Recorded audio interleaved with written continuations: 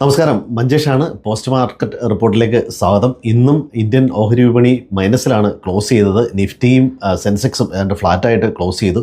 നിഫ്റ്റിയെ സംബന്ധിച്ചിടത്തോളം 0.08%, സെൻസെക്സിനെ സംബന്ധിച്ച് 0.10%ആണ് മൈനസിലായിട്ട് ക്ലോസ് ചെയ്തത്.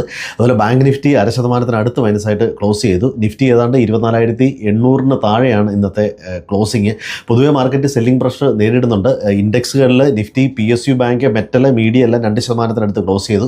Nifty mid cap, small cap 1.5% close ചെയ്തത്. സെക്ടറിൽ ഓട്ടോ മാത്രമാണ് പോസിറ്റീവിൽ ക്ലോസ് ചെയ്യാൻ സാധിച്ചത്.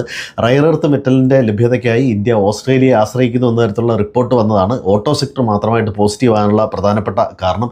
ഇന്നലെ US മാർക്കറ്റിൽ നിന്ന് വന്ന ഫെഡിൻ്റെ ഡിസിഷൻ അൺചേഞ്ച്ഡാണ്. പ്രധാനമായിട്ടും US ഒരു സ്റ്റാഗ്ഫ്ലേഷനിലേക്ക് കടക്കുന്നു എന്നുള്ള രീതിയിലാണ് ഫെഡ് ചെയർമാൻ പറഞ്ഞത്.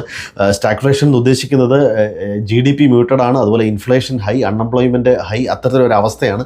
ഇനി വരുന്ന മാസങ്ങളിൽ അങ്ങനെയാണ് തുടരുന്നതെങ്കിൽ വീണ്ടും ഇത് സാമ്പത്തിക പ്രതിസന്ധിക്ക് കാരണമാകും. അതുകൊണ്ട് ഇപ്പോൾ റേറ്റ് കട്ടില്ല. എന്നാൽ വരുന്ന വർഷം അവസാനം ഏതെങ്കിലും 1-2 പ്രാവശ്യം റേറ്റ് കട്ട് ചെയ്യാം എന്ന രീതിയിലാണ് പറഞ്ഞു വെച്ചിരിക്കുന്നത്. ഇപ്പോൾ ഏഷ്യൻ മാർക്കറ്റുകളെല്ലാം ഇന്ന് ക്ലോസ് ചെയ്ത് മൈനസിലാണ്. യൂറോപ്പ് മൈനസിലാണ് ക്ലോസ് ചെയ്തത്. US ഫ്യൂച്ചേഴ്സ് ഇപ്പോൾ ട്രേഡ് ചെയ്യുന്ന മൈനസിലാണ്. US മാർക്കറ്റ് ഇന്ന് ഹോളിഡേ ആണ്.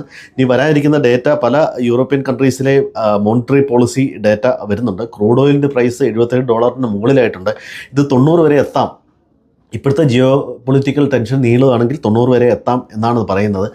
ഇപ്പോൾ ജെറുസലേം പോലുള്ള ചില സ്ഥലങ്ങളിൽ 1-2 ദിവസം കൂടുതൽ അവധി നൽകുന്നതും ഇറാനിലെ ബ്രിട്ടീഷ് എംബസി ഉദ്യോഗസ്ഥരോട് ബങ്കറിലേക്ക് നീങ്ങിക്കോ അല്ലെങ്കിൽ സേഫായിട്ടുള്ള പൊസിഷനിലേക്ക് നീങ്ങാൻ മറ്റും നിർദ്ദേശം കൊടുത്തത് വീണ്ടും ഈ യുദ്ധം എസ്കലേറ്റ് ചെയ്യുന്നു എന്നുള്ള തരത്തിലാണ് ഇൻവെസ്റ്റേഴ്സ് പൊതുവെ എടുക്കുന്നത്. അതിൻ്റെ ഒരു വിൽപ്പന സമ്മർദ്ദം മാർക്കറ്റിലുണ്ട്.